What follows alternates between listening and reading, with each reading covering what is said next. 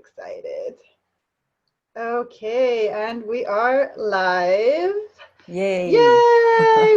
Welcome, everyone. I am super excited to have another mind-blowing interview ready for you here for Remote Possibilities. And this time, my guest is an international expert in and teacher in speaking. She helps keynote speakers really make an awesome impact on stage so that they can make the big impact that they're dreaming of making in the world. She's from Singapore and she travels all over the world, currently in the Bay Area. Cynthia Jai, I'm so excited to have you. Hi. Thank you, Astrid. I am super excited to be here as well. Yes, so thank you for jumping on so spontaneously, and let's talk about turning challenges into possibilities. Yay. So you are a super inspiring soulpreneur where you live your dream and you literally travel the world and you inspire others to make their impact. Can you tell us a bit more about, in a nutshell, like how would you define your dream business right now? Anything I may have left out, or who do you help with what? Okay. So I help speakers is one of the group people that I help with. So I help them to develop a powerful voice so that they can use their voice to inspire and influence their audiences and Nice. make a real big impact. Nice. So that's one of the group people that I help with. Mm-hmm. Awesome. Can you tell us a bit about your story? Like, how did you get to where you're at today? And what led you to start doing this? What's your story? Okay, sure. So I had never thought about being an entrepreneur Mhm. in my early stages of my career. So I thought that I'm probably someone who start businesses or who are those people who are bold, who are adventurous. So I was kind of, in a way, that forced onto this road. But I love it. How did that happen? How were you forced onto this So, road? because I realized one of the things that influenced me was people who around me. So Mhm. when I started to interact with people around me, many of them, they are entrepreneurs. So Mhm. seeing them as entrepreneurs, and I thought, oh, I can do this as well. So Yeah. that planted a seed. But the seed started to grow was that in the companies, I felt that I had more potentials. And in the company working for other people, I was only using, if not 30%, but only 40% of my talent. So that's where made me want to come out to start on my own. Nice. I love how everybody has a different spark of following your passion. And so what switched it? You just you started in a corporate world and you were doing your work there, and then suddenly you were like called to create your own path to serve in a bigger way. Is that what I'm Yes. hearing? Yes. Nice. Nice, beautiful. So can you share a bit more, like from your beginning, since we're talking about turning challenges into possibility, I know that from my own experience, when we start out, at first it's like we don't know anything, or we think we don't know anything. We have all those limitations. We're like, how do I do this? Where do I start? What was one of your starting challenges, and how did you shift into making it open up for you and feel easier? Okay. So I would say that in the beginning was the decision to start on my own. It Hmm. was a super, super huge challenge Yes. because I didn't know anyone and I didn't have any clients but one in my pipeline. So Yes. Wow. the thought of starting on my own was terrifying. And I Mhm. remember that every time when I thought about, am I going to start? If I start, so I could feel that the fear in my body, it was so Mhm. strong that Mhm. I was kind of delaying to start on my own. Yes. And it lasted almost a year that I Mhm. finally decided I'm going to do it on my own. So that was the biggest challenge and terrifying challenge Yes. right Oh before my before I gosh. start. Yeah. I totally resonate with that. Yeah. Thank you for sharing that. What shifted for you? How did you step out? Like, what did you do? There are two reasons. One is internal, one is external. Yeah. Internal is I don't feel I was alive in that company anymore. Mm-hmm. Doing only using 30% of my talent was not something make me feel I'm alive, but made me feel I'm a dead human being, or my soul is dead. Mm-hmm. So that was what motivated me to decide coming out on my own. And the external inspiration or motivation rather was that I met a friend, and then he was younger than I was. And he said, I started my company. I said, what? If I don't start now, it'll be too late. Oh, that is so funny and awesome. I love how that playfully kind of nudged you to jump. That is awesome. So can you share just a bit more? And congratulations to follow your heart. I just want to applaud you and inspire all of listeners and viewers of how awesome it is once you start following your heart, where everything just opens up. And just a quick reflection to the future. If any of you go to Cynthia's website, you will see, and we'll share the website at the end, you will see that she's spoken to more than 8,000 audience members across industries worldwide. She's doing what she loves, and you've been on TV and have all kinds of big things happening for you. Can you share a bit more, like, wow, how did you get to where you are today? I'm just curious, because we have all of us, once we start following our heart, dreams can get bigger, and I really want to inspire listeners to see how big we can dream, or even bigger, right? So like, what's your secret, one thing that helped you get to where you're today? Yeah. So if there's only one secret, the secret would be that having unshakable faith in yourself. Oh my gosh, that's awesome. Yeah. How do you get that? So I think it's also a belief that I know I have another 70% of talent to use.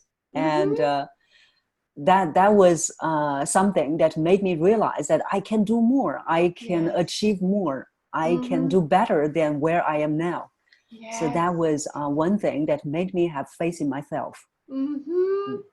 Oh my gosh, I love it. Thank you so much for sharing that. And I'm sure that will resonate so powerfully, and that is so, and we can flex that and practice that muscle. I know that from my own experience, because we're never fully feeling like Superwoman, but we can practice challenging ourselves and then experience that bravery, right? So that is so awesome. So that must have really really transpired into your work that you do today, for keynote speakers to also really embrace their own inner belief and become bolder and better speakers and being seen. Can you give some examples? Like, how is your experience? How does that flow into your work? Like, what do you teach your keynote speaker impactpreneurs to empower them? Yeah, because one of the things that I had experienced was I know that I have a message, and I know that I can reach a bigger impact. So because I believe that in myself, so I believe that in my audience, I believe that in my clients. So that's what I inspire them to believe in themselves as well. And I know that many of them, they know that they have a message. It was just that they couldn't articulate it. So I am just facilitating them to find that message, articulating that message in them. Nice. So what I'm hearing is that you help them to make their vision super clear for themselves, so that they really feel it powerfully within themselves, and also so that they can speak it powerfully. So it sounds like you're working on the internal level to empower them and be clear and find their power, but also how to literally like write a speech and things like that. Is that right? Yes, and also how to deliver that message through their voice. Nice. So I feel you have some really interesting modalities that we haven't talked about and how you do that. Like I saw something on your website that or you were telling me too, that they have to be open to explore unique sort of ways of doing things. Yes. What's one unique way of how you're doing things that really works for you? What I do uniquely is that to help them, not just working on the voice, seeing voice as the topping on the cake, but it is as a speaker that the voice is the cake. So I am helping them discover their voice, which is a very powerful voice, the speaking voice. So it's not only just the inner voice, their inner theme, their inner message, but also the outer, how do you get it out? The outer so-called voice is the power of their literal voice. So that's what I do for the speakers. So both aspects. That sounds amazing. So how do you do that? Do you have an example? Yes. I'm so curious because I feel that actually, I feel you have some really cool techniques that will also be useful for other business owners, even if they don't plan to be a keynote speaker, but they have empowering sort of qualities. Yes. Whatever you want to share, I would love to hear an example. Yeah, so before we dive in, one thing is, even though some of my clients, they are keynote speakers, but every one of us, we talk on a daily basis. Whenever we talk, it is a way to influence other people, even if it's just for your family members, for your kids.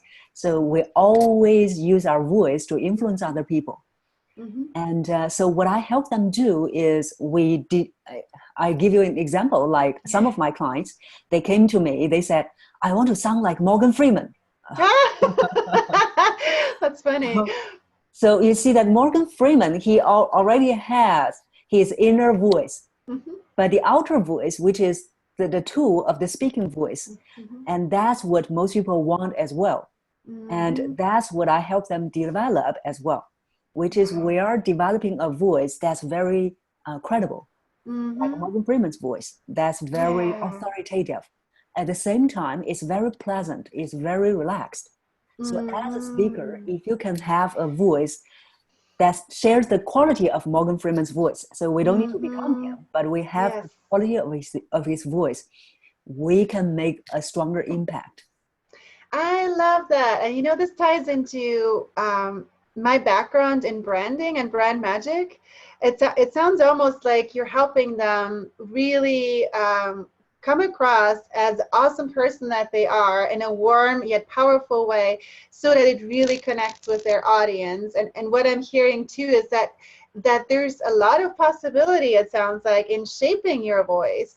So I wasn't even fully aware of that. So you can make it more powerful. And I'm just like putting words in your mouth, so feel free to correct me, but like you can, it sounds like you can find power from within and you can make your voice more powerful and appealing and really land with people. Yes. And also when we develop that voice, we are also developing ourselves.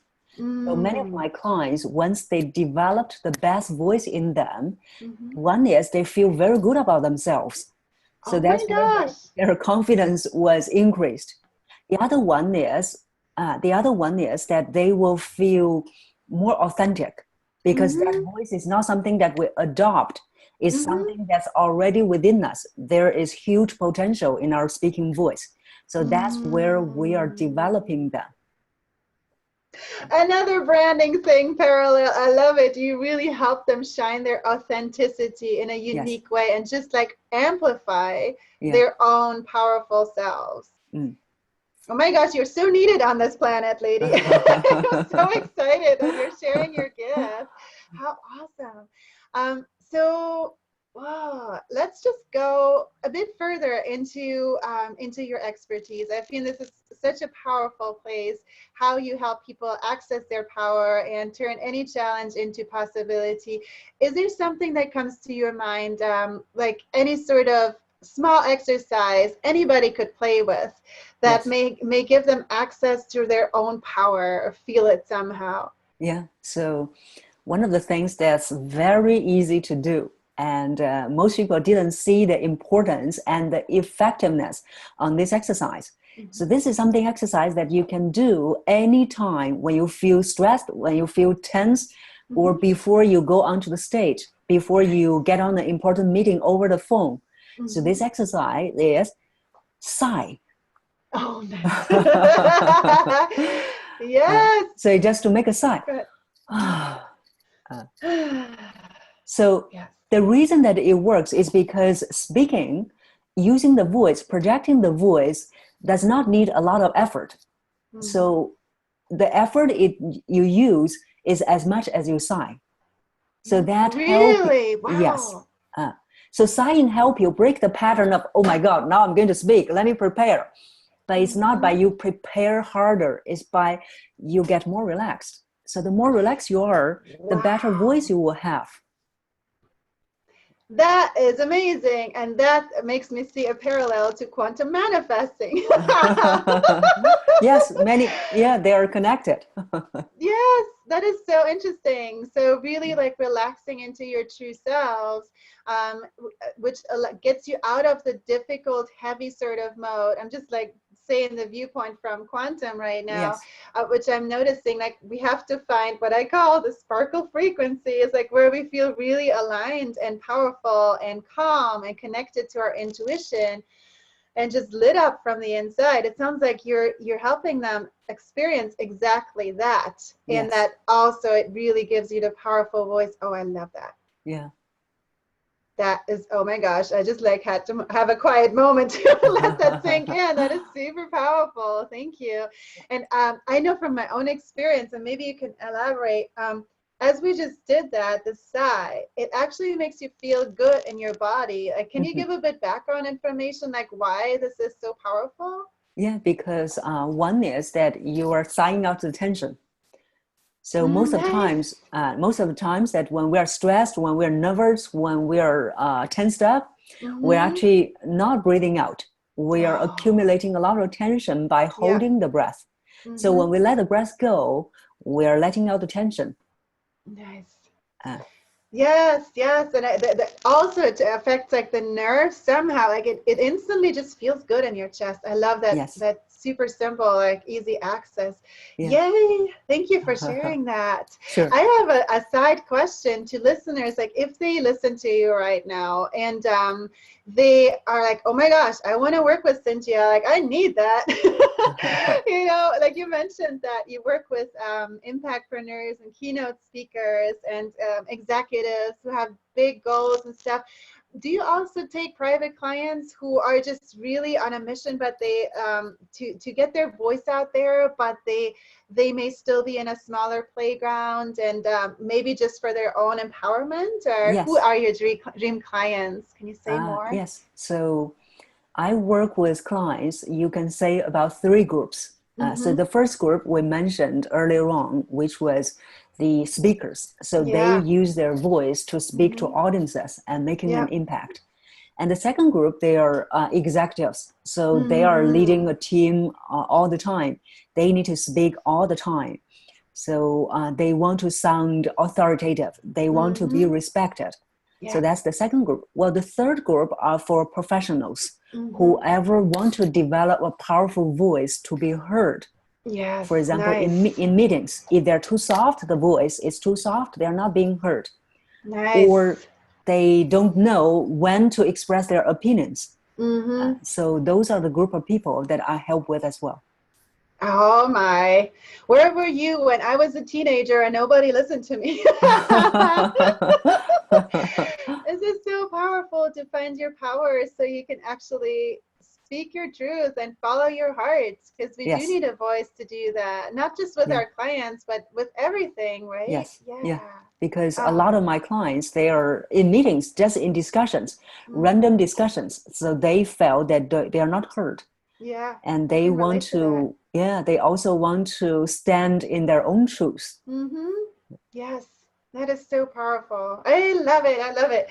So let's pick an example where people can experience a shift in such a power. So I wonder if an example comes to mind from either your own personal dream business path and your own experience, or a client experience where somebody was in a space where it's just like feeling impossible, like a big challenge. It felt Yes. very heavy, and then you did something or learned something and found like, you were able to shift that into a big possibility. Like, Mhm. what comes up as a story and what happened?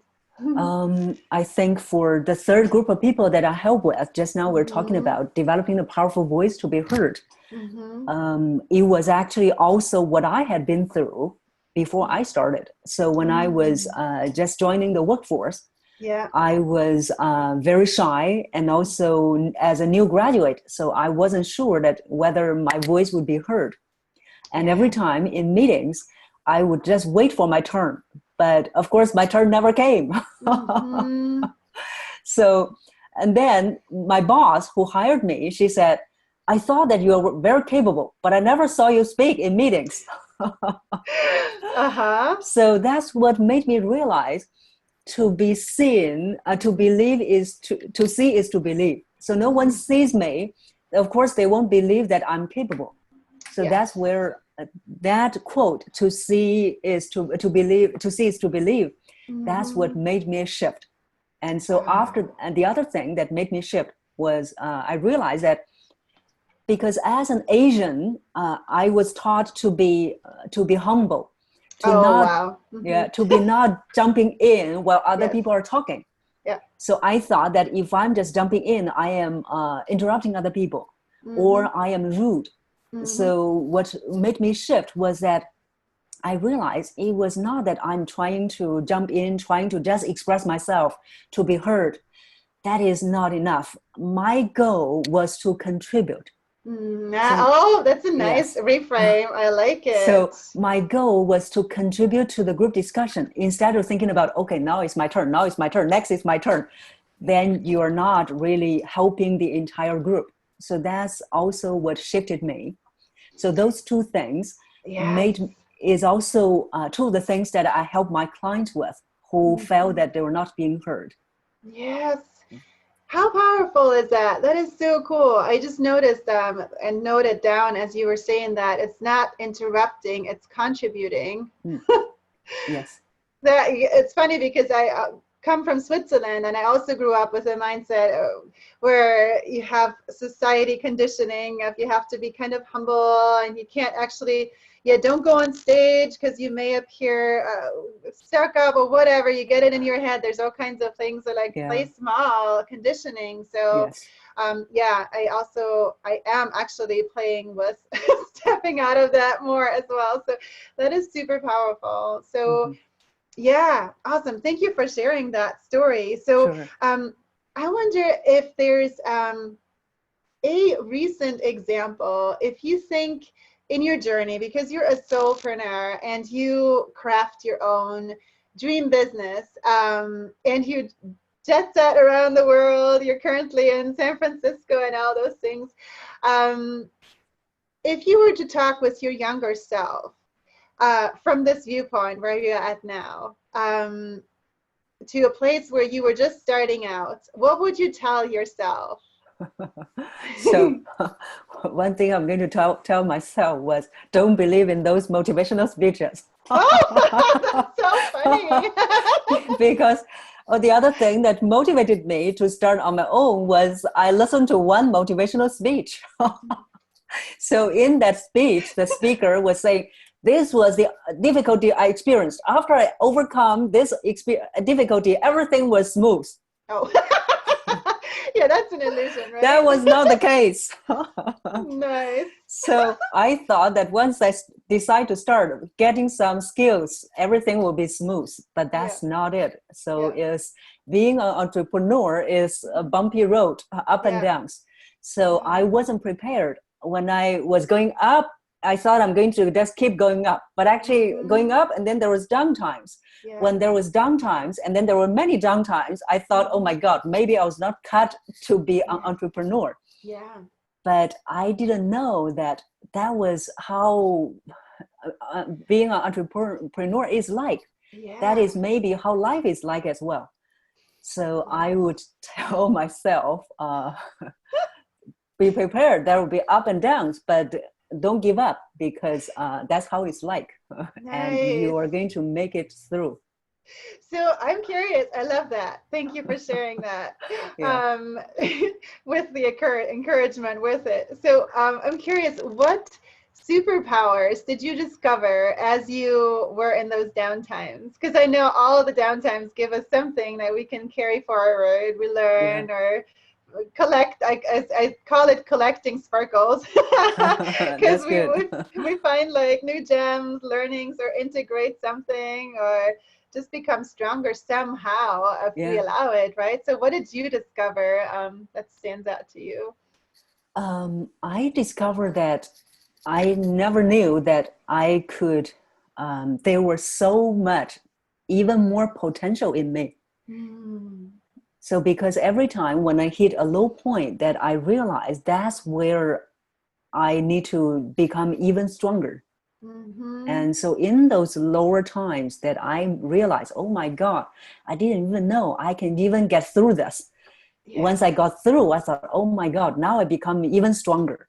So that's what I discovered about myself. I love it. And it sounds like the way you're describing it, it sounds like every time we're up leveling to a new, more powerful version of ourselves. So and like, you know, there's this one thing that I usually use as a metaphor, but I wonder if that even parallels to what you're saying. Like, I talk about finding our inner shine, and I see ourselves like as a diamond that gets dusty, you know, like first we come to the world, I think anything is possible as babies, we just run for it and fall, we don't care. And then we start getting hurt and getting like, things happen. So we're like, oh, don't do this, don't do that, don't shine too big, don't play too loud. All those things, and then we kind of collect dust as a diamond. So I always kind of thought that, oh yeah, we just need to dust that off and to step into our bigger shine. But listening to you right now, I almost wonder if we can even amplify our diamond, that like to grow it beyond what it is in essence, right? Yes. Yeah, because I never thought that I could become that stronger. Yeah. Oh, what a powerful message. I'm so excited that you shared that. Superwoman lady, you. Okay, so we have about 2 more minutes until we have to wrap up the show. I wonder if intuitively any one powerful message or exercise or quote, anything that comes to you that you want to share with other women embarking or growing their dream business. Yes, I think one is that knowing this is, ask yourself, is this what you want to do? So if this is what you want to do, don't get distracted by all those challenges, because whatever you're going to take on, there will always be challenges. So if this is something that you're going to do, be prepared that there will be challenges, but knowing that you can overcome these challenges with help. Nice. Yes, there's a lot of wisdom in that, like really like focusing in what we really feel called to is what I'm hearing, like following our soul calling, and then anything is possible anyway, but it becomes easier and worth it, right? Because we get challenges in life anyway, if you think about it, so we might as well go for the ones that are worth fighting for. Right? Yes, that's right. Yes. I love it. Thank you so much, Cynthia. Do you want to share with the listeners and viewers, where can they find you? What's your website? Okay. I think the best place for them to find me is actually YouTube. So I have more than 100 videos on YouTube. Nice. So they can go to YouTube, Google my name, and then they will find my channel. Awesome. And can you spell it out just to the ones who are listening so they can easily find you? Sure. So on YouTube, you go to youtube.com, and then in that search box on YouTube, you can type in Cynthia, Cynthia, and then Zhai, Z-H-A-I. Perfect. Awesome. I will also check out your videos. Thank you so much for having been on the show. Thank you for Give it a inviting big me. sigh for everyone. That anything is possible. And I'll talk to you again soon. Thanks so much, Cynthia. Thank you. Bye, everyone. Bye-bye. Bye.